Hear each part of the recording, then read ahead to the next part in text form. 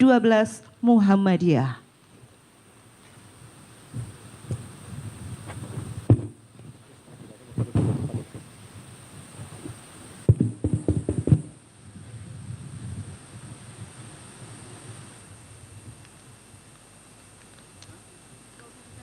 Bismillahirrahmanirrahim.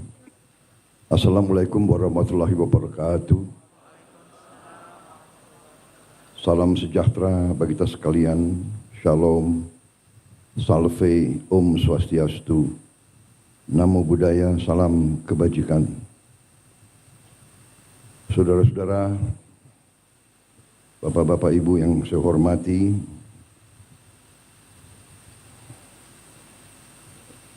saya juga ingin menyapa tokoh-tokoh yang hadir.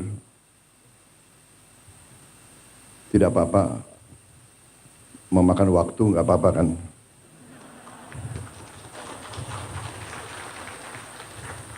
Panitia, Pak, saya dibatasi nggak di sini?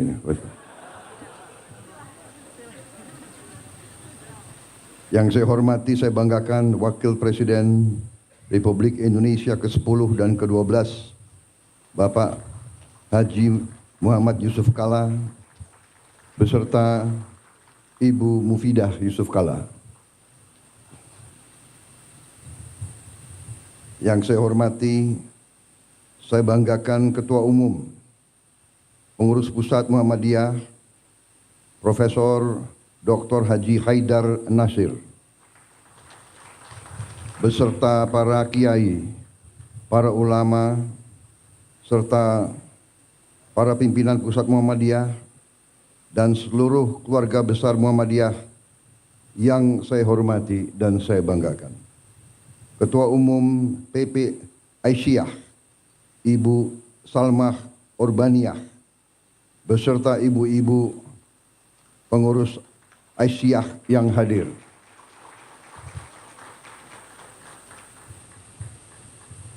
Profesor Dr. Muhajir Effendi, Ketua PP Muhammadiyah periode ini nggak disebut nih tahunnya itu. Pak Teddy ini menghadap saya habis ini. Ketua Umum PP Muhammadiyah 2005-2015 Bapak Din Samsudin yang saya hormati. Kok agak ngumpet di belakang itu? Pak Din itu kawan saya waktu masih muda. Sekarang agak muda. Ketua Dewan Perwakilan Daerah Republik Indonesia Bapak Sultan Najamuddin, para menteri dan wakil menteri Kabinet Merah Putih.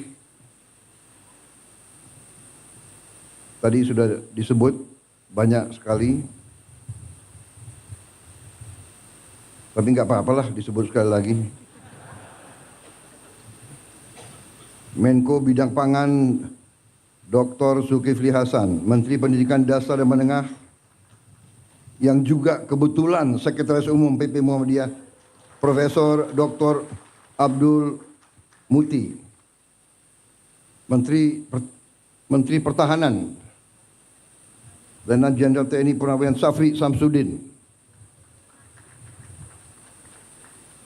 Menteri Perdagangan Saudara Budi Santoso, Menteri Desa dan Pembangunan Daerah Tertinggal Saudara Yandri Susanto, Menteri Kehutanan Saudara Raja Juli Antoni, PhD, Menteri Kelautan Perikanan Saudara Sakti Wahyu Trenggono, Menteri Lingkungan Hidup Saudara Hanif Faisal Nurofik, Panglima TNI Jenderal TNI Agus Subianto, Kepala Kepolisian Republik Indonesia Jenderal Polisi Listio Sigit Prabowo. Jadi kalau Kapolri dan Panglima TNI nama terakhirnya itu Prabowo Subianto.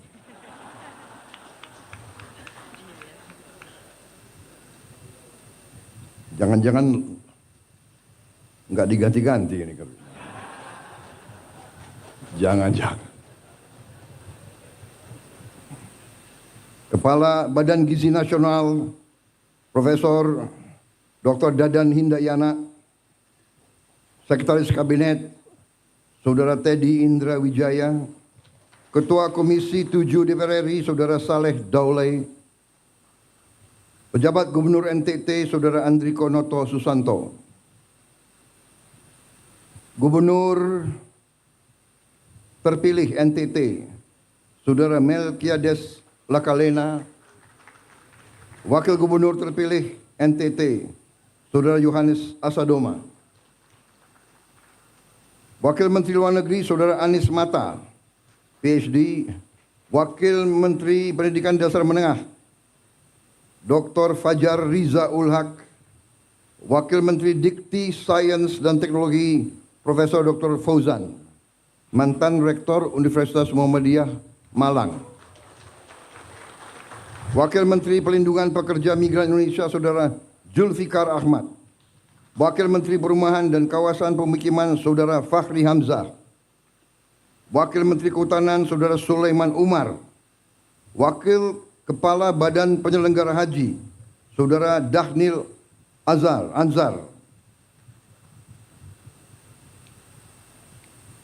Rektor Universitas Muhammadiyah Kupang Bapak Zainur Wula, beserta seluruh rektor dan guru pendidikan tinggi Muhammadiyah yang hadir di sini. Dan tentunya peserta Tanwir dan Milad Muhammadiyah yang ke-112 yang saya hormati dan saya banggakan. Tadi saya baca banyak tokoh-tokoh karena ternyata banyak sekali di antara mereka juga yang ada hubungan dekat dengan Muhammadiyah. Apakah mereka pernah pengurus Muhammadiyah atau lulusan Universitas Muhammadiyah atau SMA Muhammadiyah. Demikian bukti keberhasilan Muhammadiyah sebagai organisasi kemasyarakatan, sebagai organisasi dakwah, dan lebih dari itu sebagai organisasi pendidikan dan kesehatan. Saudara-saudara sekalian, Presiden Republik Indonesia yang pertama dan kedua juga merupakan warga Muhammadiyah. Kalau tidak salah, Presiden Soekarno pernah menjadi pengurus Muhammadiyah. Dan Ibu Fatmawati juga keluarga dari pimpinan Muhammadiyah di Bengkulu. Pak Harto juga warga Muhammadiyah, lulusan SD dan SMP Muhammadiyah. Bahkan waktu beliau presiden, sekian kali kabinet, banyak kawan-kawan non Muhammadiyah yang mengeluh, kok Pak Harto itu kok milihnya Muhammadiyah banyak sekali. Saya juga jangan saya nanti dituduh memilih Muhammadiyah banyak sekali, tidak. Karena mungkin karena keberhasilan Muhammadiyah mendidik, membesarkan kader-kader sehingga Muhammadiyah ada di mana-mana itu. Kalau saya undang partai untuk koalisi, saya minta calon-calon terbaik mereka ajukan nama-nama. Saya nggak tanya, ini Muhammadiyah atau bukan. Ternyata sudah dilantik, ada yang bisik-bisik, itu Muhammadiyah Pak. Hari ini saya hitung kok, ini Muhammadiyahnya.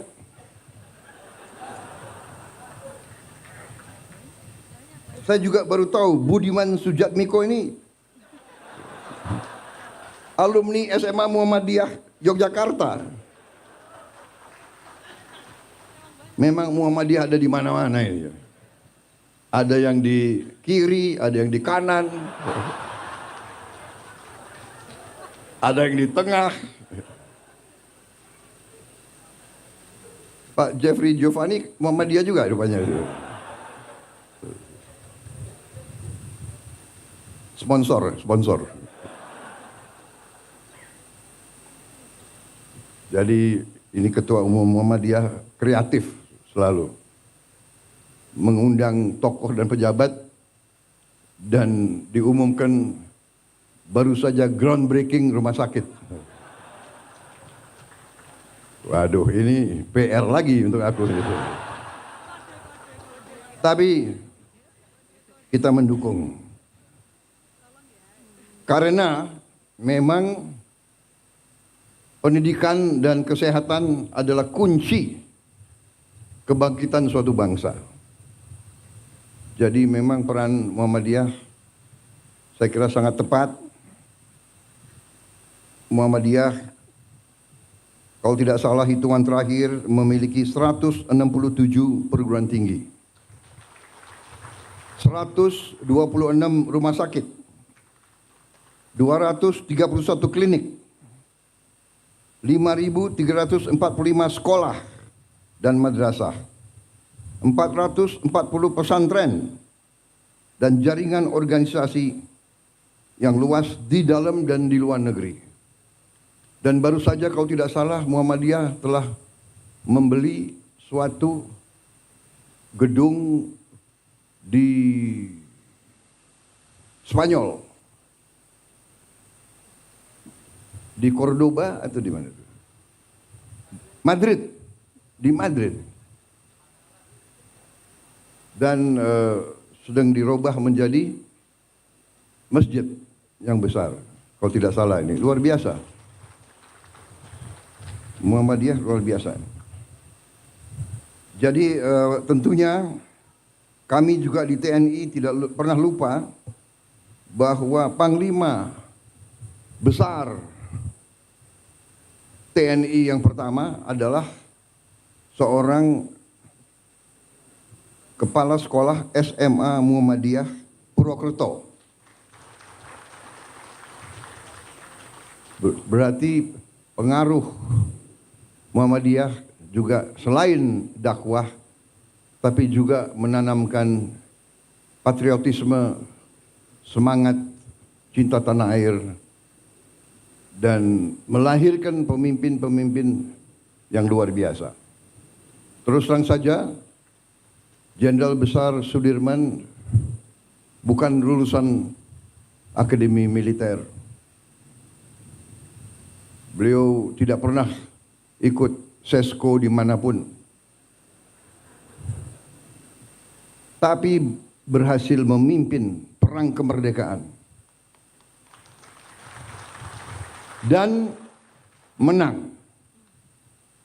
Dan kalau kita lihat ucapan-ucapan, perintah-perintah beliau, pidato-pidato beliau, kalau kita lihat sampai hari ini pun adalah ungkapan dan pemikiran seorang pemimpin militer yang tidak kalah dengan pemimpin militer terhebat di dunia sepanjang sejarah. Artinya, walaupun beliau mungkin dianggap hanya seorang kepala sekolah SMA, tetapi pasti beliau mendalami, membaca, belajar secara otodidak, sehingga beliau mampu untuk memimpin sebuah perjuangan kemerdekaan. Saudara-saudara sekalian, menjadi pemimpin dalam kancah krisis perang itu masalah hidup dan mati. Kalau kalah, mati atau dipermalukan atau dijajah. Kita tidak menghendaki perang. Saya mantan jenderal. Saya mengerti dan saya paham apa itu pertempuran. Perang destruktif. Ibarat pohon butuh 20 tahun untuk tumbuh, hanya 15 menit untuk tumbangkan. negara, masyarakat, desa pun, provinsi pun, kota butuh ratusan tahun untuk berdiri dan berkembang. Hancur dalam beberapa menit, hancur dalam beberapa saat. Karena saya mengerti itu, saya terus berjuang, terus memimpin dengan mengajak, mari kita belajar dari sejarah, mari kita waspada, mari kita galang persatuan, mari kita hindari perpecahan, mari kita hindari konflik. Saudara-saudara, ini situasi yang kita hadapi. Di tengah saya diundang di acara ini, saya ingin mengatakan bukan pengurus Muhammadiyah yang harus terima kasih saya hadir. Saya yang terima kasih karena saya merasa tidak hanya kehormatan, tapi saya merasa penting bagi saya untuk bisa bicara kepada tokoh-tokoh Muhammadiyah, kepada para guru, kepada para ustadz, kepada para ulama. Ustadz, guru, ulama adalah pendidik bangsa, adalah panutan rakyat, panutan masyarakat.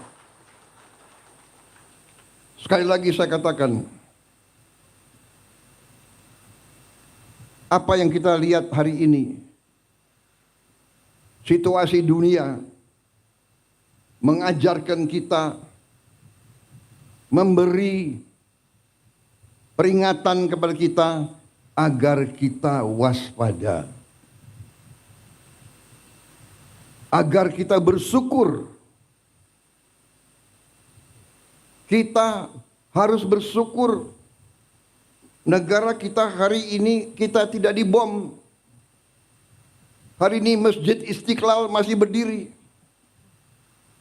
Hari ini Universitas Muhammadiyah masih utuh.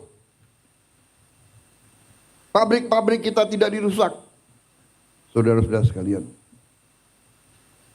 mari kita buka televisi, kita buka YouTube, kita lihat apa yang terjadi di hampir setiap negara, apalagi negara Muslim. Lihat, jangan percaya Prabowo. Lihat apa yang terjadi di Gaza. Lihat,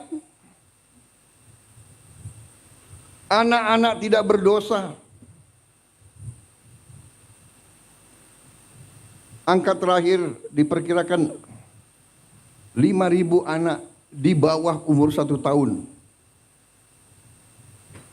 mati terkubur. Ribuan lagi kita tidak tahu.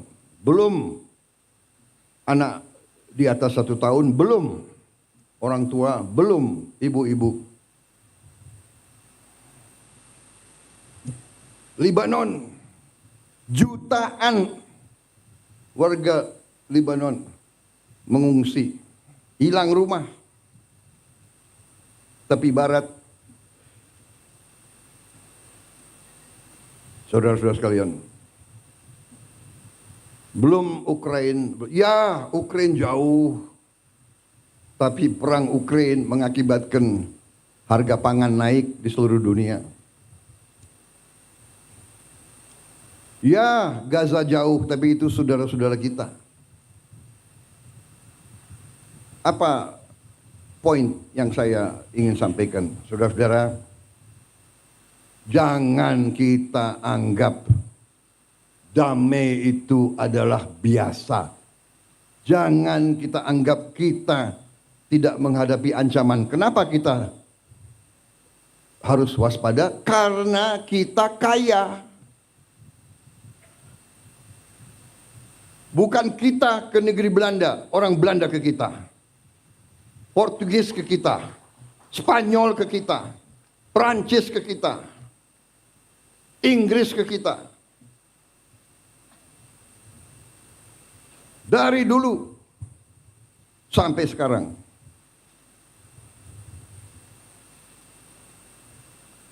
Saudara-saudara, saya kira pelajaran termasuk di semua agama, pelajaran agama Islam pun mengajarkan bahwa kita harus bertanggung jawab atas keselamatan kita sendiri, keselamatan keluarga kita, dan juga atas harta kita. Jadi saudara-saudara, dalam kondisi penuh ketidakpastian, di mana hitungan sekarang adalah di Eropa terjadi kurang lebih 17% kemungkinan perang nuklir. Ini pengamatan pakar-pakar di Eropa. Karena negara barat mengizinkan peluru-peluru jangka jauh, jarak jauh mereka menyerang Rusia. Rusia sekarang mengatakan dia boleh menyerang negara-negara barat menggunakan senjata-senjata yang paling mutakhir. Belum Timur Tengah, belum di Asia,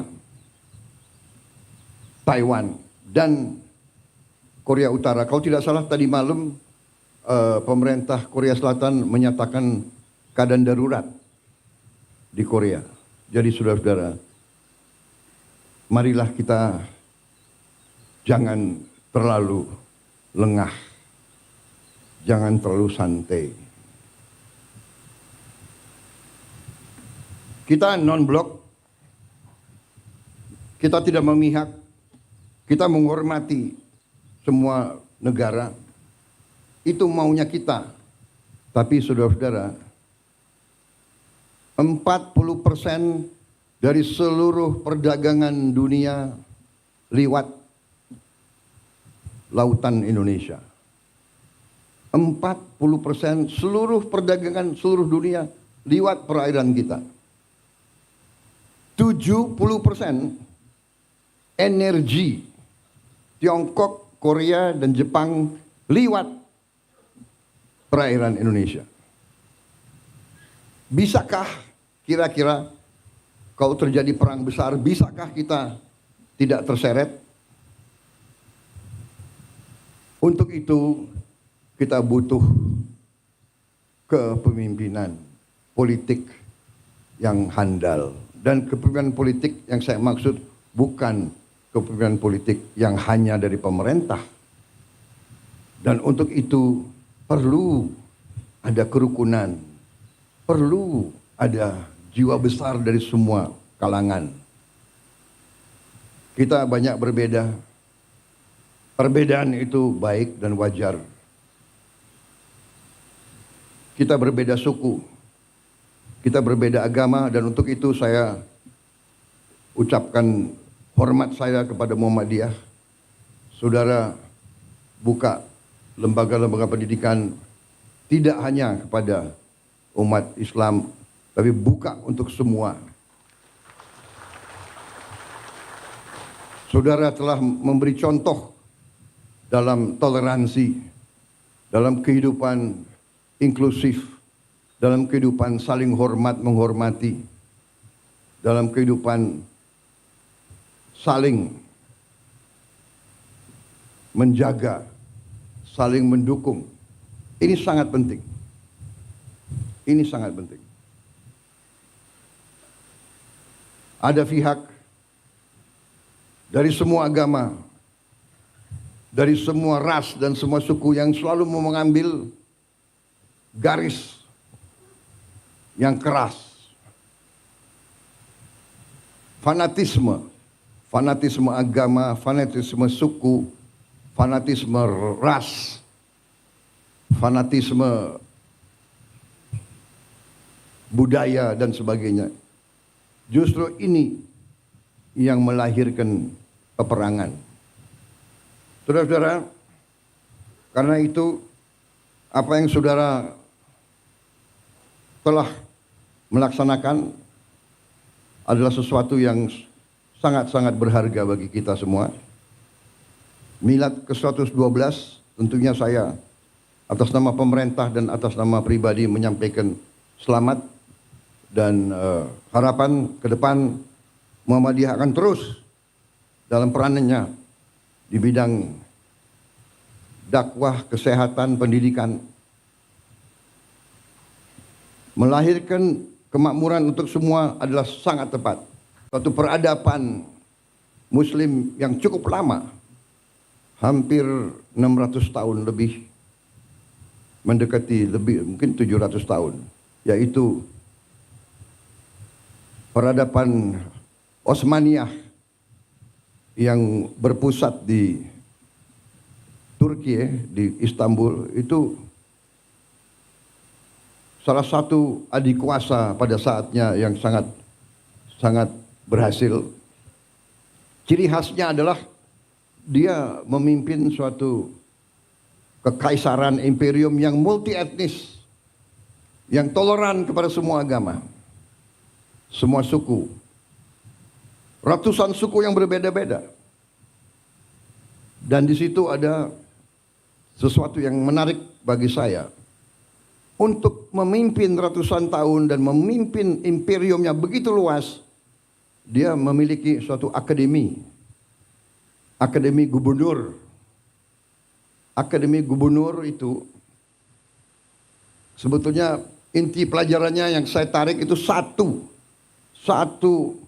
paragraf yang bagi saya menarik. Dia ajarkan ke semua calon gubernur. Jadi bupati-bupati yang disiapkan jadi gubernur masuk ke akademi ini, dan pelajarannya sangat banyak tentunya, tapi ada satu yang sangat sederhana. Diajarkan di situ, tidak ada negara tanpa tentara yang kuat.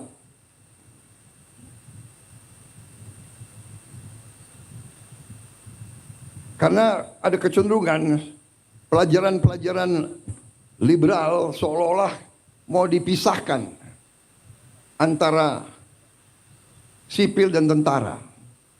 Mau dipisahkan antara cendekiawan sama, tidak bisa. Pelajaran, tidak ada negara tanpa tentara yang kuat. Tidak ada tentara yang kuat tanpa uang. Tidak ada uang tanpa kemakmuran. Tidak ada kemakmuran tanpa rakyat yang bahagia dan sejahtera. Tidak ada rakyat yang bahagia dan sejahtera tanpa pemerintah yang bersih dan adil. Ini benar sekali. Uang dari mana? Uang dari rakyat. Iya kan? Melalui pajak, melalui retribusi. Kalau rakyat tidak bahagia, gak mau bayar pajak dia. Pengusaha yang merasa diperes, ya kan? Dulu, sekarang mungkin tidak ada. Mudah-mudahan tidak ada lagi. Dia tidak rela bayar pajak, dia tidak rela.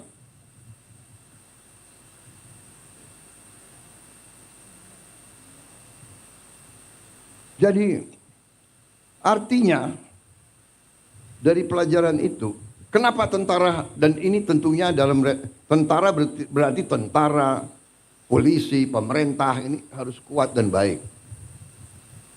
Tapi tidak mungkin kalau uangnya tidak cukup. Uang tidak cukup, ya dia bisa bertindak. Kita diajarkan oleh senior-senior kita. Tentara yang tidak disiplin sangat berbahaya. Gerombolan. Tentara yang tidak setia kepada tuannya berbahaya. Siapa tuannya tentara? Tuannya tentara rakyat.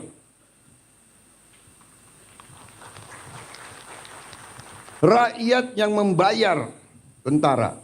Sepatunya, kaos kakinya, bajunya, semua dari rakyat. Kalau rakyat itu tidak bahagia, tidak sejahtera, dan mereka tidak mungkin bahagia dan sejahtera kalau pemerintah itu tidak bersih dan tidak adil. Ini pelajaran saya kira, bukan kita nyontek, kita perlu belajar dari yang baik, yang berhasil. Dan setiap peradaban tentunya ada pasang, ada puncak, ada surut. Surut. Kenapa? Karena dihajar di mana-mana. Dan kalau kita jujur, di ujungnya memang pemerintahan mereka pun juga terjadi korupsi dan sebagainya. Satu hal yang kita belajar dari sejarah, pemerintah yang korup tidak bisa membawa kemakmuran kepada rakyat. Itu pelajaran. Itu pelajaran. Jadi saudara-saudara, marilah kita bersama-sama sesuai dengan tema yang saudara-saudara pilih. Marilah kita berjuang mencari kemakmuran. Supaya kita hilangkan kemiskinan, hilangkan kelaparan, hilangkan stunting. Saudara-saudara, saya telah mempelajari angka-angka mendalam. Sungguh luar biasa kekayaan kita. Sungguh luar biasa. Tapi kita koreksi diri, kita banyak yang terus terang saja kurang piawe, kurang handal untuk menjaga kekayaan kita. Karena itu, saya bertekad untuk mencapai pemerintah yang bersih.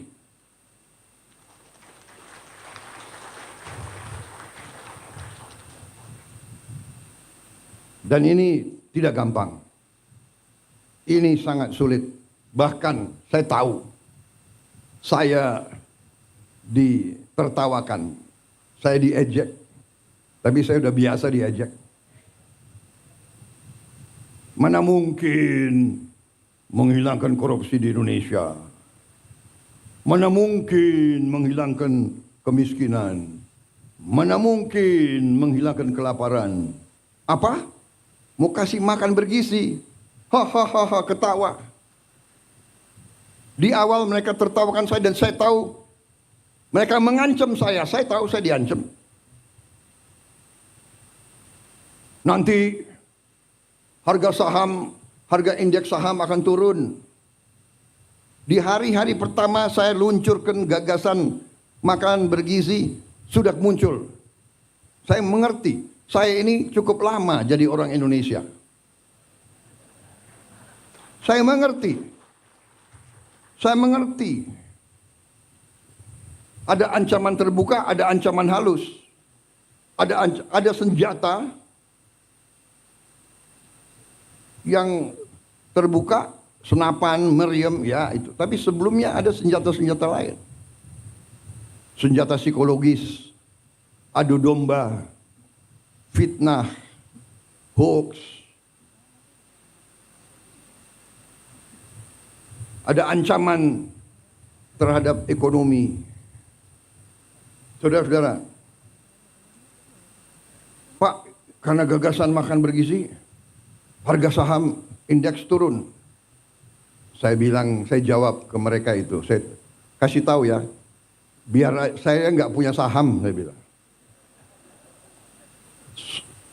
Dan rakyat di desa-desa tidak punya saham. Benar.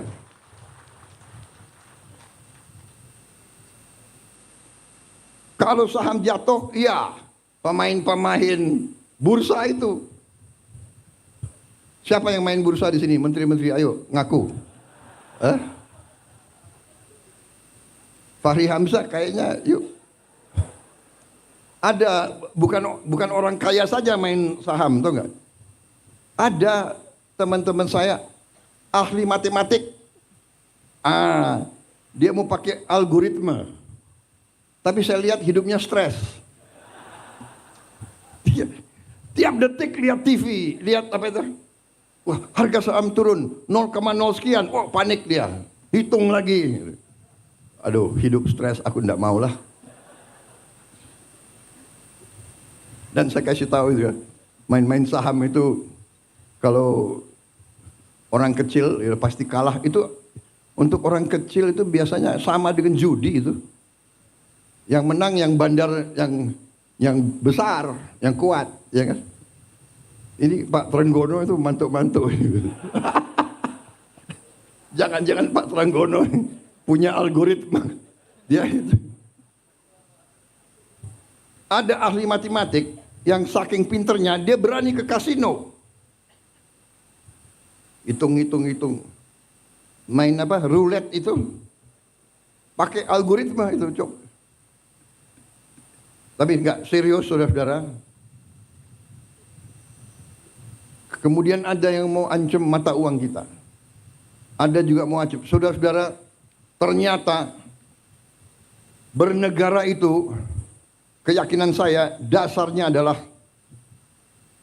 beberapa hal yang fundamental. Yang pertama adalah kemampuan bangsa itu menghasilkan pangan.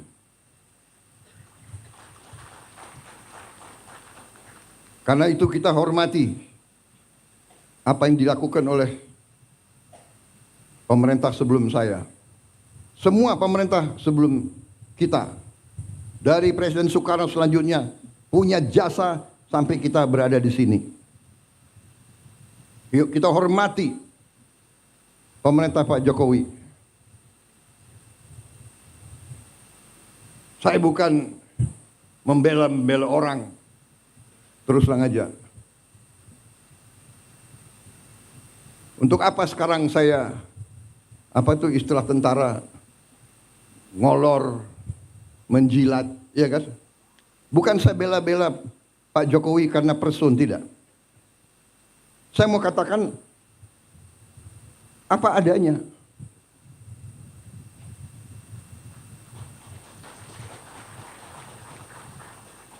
Kalau ada kekurangan, ada. Kita semua ada kekurangan. Semua pemimpin ada kekurangan. Jangan memfitnah, jangan menyerang. Kita semua punya kekurangan. Mau buka-bukaan, yang gak enak. Kita diajarkan nenek moyang kita, orang tua kita, mikul dhuwur mendem jero. Orang tua hormati yang baik. Kita sebagai yang muda berani juga ngoreksi. Tapi ngoreksinya dengan cara yang baik, yang sopan. Saya kira itu ajaran ustadz-ustadz saya. Saya bukan orang yang terlalu baik. Agama saya akui di depan Muhammadiyah. Aku akui. Tapi saya ingat ajaran ustadz-ustadz saya. Tidak boleh dendam, tidak boleh maki-maki. Ya kan? Tidak boleh sakit hati. Tidak boleh benci. Ya. Tuhan aja memaafkan kok. Manusia meneruskan permusuhan. Saya ini dikalahkan oleh Pak Jokowi. Dan menteri-menteri saya banyak yang ikut mengalahkan saya. Benar ya? Ayo ngaku tuh, ngaku. Siapa bendaharanya Pak Jokowi? Itu Trenggono itu. Ayo ngaku ini. Ini banyak ini menteri-menteri saya itu. Tapi sudah ini kan perbedaan itu biasa, persaingan itu biasa. Biasa sudahlah. Tapi sesudah itu, ayo kerjasama, ayo. Nyatanya saya tahu ini. Dalangnya Trenggono ini. Tapi jadi wakil saya di Kementerian Pertahanan. Akhirnya saya dibilang, oh Prabowo pakai banyak orangnya Jokowi. Tidak, bukan orangnya Jokowi. Saya pakai orang merah putih. Saya pakai anak Indonesia. Iya kan?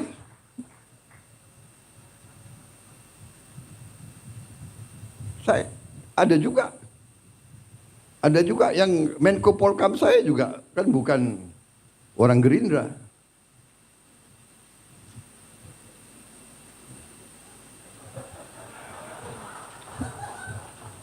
Dia memang non partai. Tapi saya ambil satu. Yang saya ambil, saya yakin di dalam hatinya semua itu cinta merah putih, cinta tanah air. Jadi tidak ada masalah. Di pilkada ada yang menang, ada yang kalah, sudah, ya kan?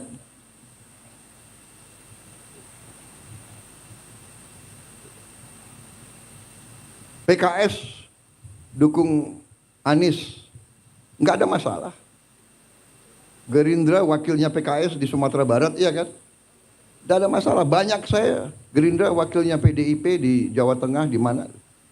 Sudah, nggak ada masalah. Jangan kita perbedaan pendapat, bagi saya harus kita sikapi dengan kearifan. Dan kalau ada kesalahan kita koreksi. Kita perbaiki. Saudara-saudara, saya percaya dan yakin, saya optimis, tapi kita harus waspada. Karena kita sangat kaya. Kita menguasai mineral-mineral yang sangat strategis yang dibutuhkan oleh banyak negara. Karena itu, beberapa rencana kita hilirisasi tidak berkenan di banyak negara. Tapi kita tidak ada pilihan. Masa ratusan tahun kita harus jual kekayaan kita sebagai bahan mentah? Kita tidak mau. Kita mau karunia Tuhan itu boleh dibeli dengan harga yang benar, supaya kita punya nilai tambah bisa dipakai untuk mensejahterakan rakyat kita. Jadi kita harus siap menghadapi. Mungkin ada yang mau dikte kita, harus ini, harus itu. Kamu tidak boleh dekat sama dia, kamu dekat sama saya. Kita dekat sama semua. Saudara-saudara, saya kira itu inti yang ingin saya sampaikan. Terima kasih Pak Haidar membaca buku saya. Karena di Indonesia banyak buku ditaruh di pajangan aja itu. Terima kasih, tapi itu saya kira adalah hal-hal yang mendasar. Dan sebagai kesimpulan, ternyata setelah saya keliling ke luar negeri, hadir KTT APEC, hadir KTT G20, tema di G20, tema di APEC, terutama di G20, temanya apa? Tema utamanya apa? Hilangkan kemiskinan, hilangkan kelaparan.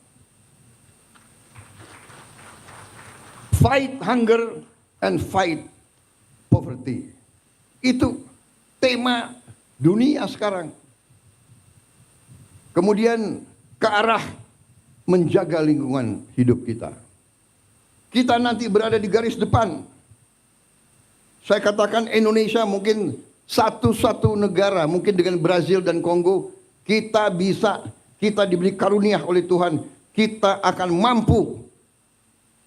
Semua bahan bakar kita green, semua bahan bakar kita dari tanaman. Dan kita akan swasembada energi. Dan kita akan swasembada pangan. Dalam waktu yang lebih singkat daripada yang saya perkirakan. Saya beri target 4 sampai 5 tahun. Ternyata bisa lebih cepat.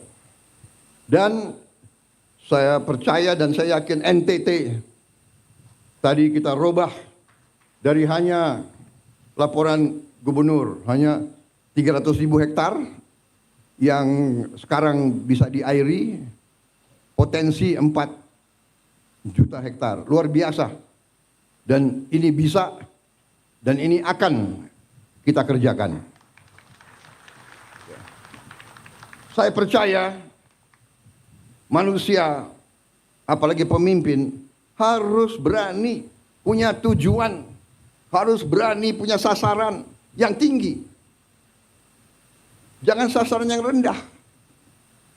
Saya diejek lagi, Prabowo bisa aja dia ngomong mau pertumbuhan 8%.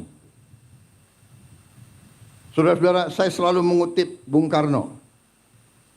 Bung Karno mengajarkan dari dulu, gantungkan cita-citamu setinggi langit. Kalau kau tidak sampai ke langit, minimal kau jatuh di antara bintang-bintang. Kalau pengalaman saya di tentara juga begitu. Kalau kita kasih target yang rendah, cukuplah. Tidak usah repot-repot, ya kan? Target saya kasih target. Kalau sekarang 5%, 5,5%, ya sudah 6% sajalah. Jangan-jangan nggak sampai 6% gitu. Tapi saya hitung angka-angka, saya percaya, saya yakin kita mampu sampai 8%. Kebocoran-kebocoran kita, kalau kita hemat, kalau pemerintah itu ketat, bersih, efisien, saya yakin bisa. Tapi ini butuh jiwa besar. Saudara-saudara, jiwa besar. Gubernur, bupati, semuanya harus bekerja. Wali kota. Sudahlah. Acara-acara yang tidak penting kurangi. Ya kan? Seminar, terlalu banyak rapat. Kenapa rapat atau ini harus di hotel di mana gitu? Saudara-saudara, hitungan kita perjalanan luar negeri saja itu Indonesia ini perjalanan luar negeri pejabat-pejabat 3 miliar dolar. Saya minta dikurangi 50% saja. Kalau bisa dikurangi 50%, artinya kita bisa menghemat 15T. 15T itu berapa bendungan? Berapa irigasi? Berapa SD bisa kita perbaiki? Berapa anak sekolah bisa kita kasih makan? Tolonglah ya, para menteri, puasa dulu. Puasanya 5 tahun. Kalau 5 tahun kita hemat 1,5 miliar dolar dari perjalanan saja. Saudara-saudara, tapi bayangkan itu, apa yang kita bisa. Saya tapi sudah perintahkan Menteri Keuangan, Wakil Menteri Keuangan, teliti. Semua program diteliti, ternyata cukup besar penghematan. Cukup besar.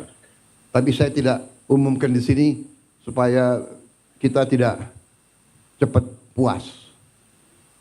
Jadi saya mohon juga para gubernur terpilih, bupati terpilih, ya, ketat, efisien, kurangi yang bersifat tidak kritis. Kritis untuk kepentingan rakyat. Kritis kepentingan langsung.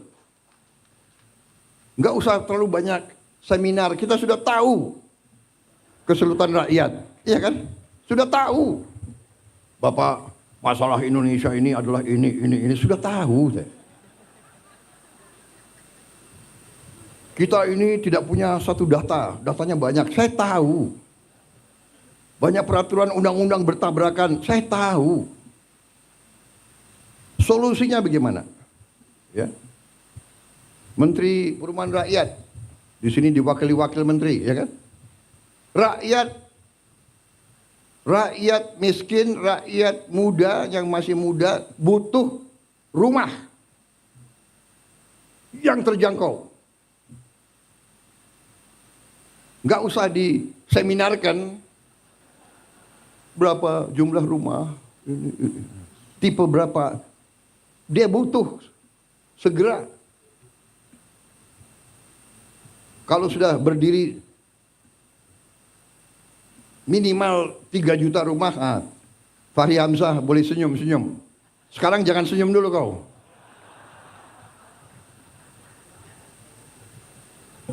Terima kasih saudara-saudara. Sekali lagi selamat. Terima kasih semua tokoh Muhammadiyah. Mari kita bersama-sama dengan semua komponen lain, semua organisasi lain. Banyak perbedaan, tapi carilah titik-titik persamaan untuk bangsa dan negara. Terima kasih. Selamat Milad ke-112 kepada Muhammadiyah. Berbaktilah terus kepada bangsa, rakyat, umat. Teruskan apa yang sudah saudara-saudara laksanakan dan saudara-saudara buktikan. Wassalamualaikum warahmatullahi wabarakatuh. Shalom Salve, Om Swastiastu, Nama Budaya, Salam Kebajikan. Terima kasih kehormatan diberikan kepada saya bisa berbicara di sini dan bisa memberi pengarahan kepada saudara-saudara sekalian. Saudara-saudara berjasa, bekerja, kadang-kadang tanpa dilihat. Terima kasih. Selesai. Selanjutnya, persiapan prosesi pemetikan alat musik sasando. Berkenan mendampingi Menteri Koordinator Bidang Pangan, Ketua Umum Pimpinan Pusat Muhammadiyah, serta Ketua Panitia Penerima Sidang Tanwir dan Resepsi Milad ke-112 untuk naik ke atas panggung.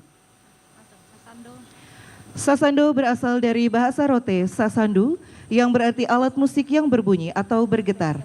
Sasando telah digunakan oleh masyarakat Rote dari abad ke-7 untuk mengiringi lagu, syair, dan tarian.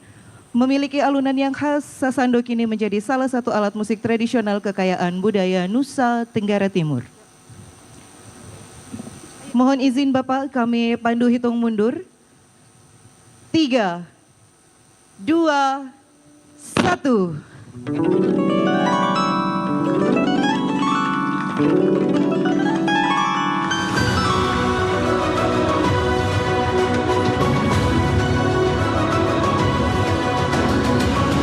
Dengan demikian, sidang tanwir dan resepsi milad ke-112 Muhammadiyah resmi dibuka.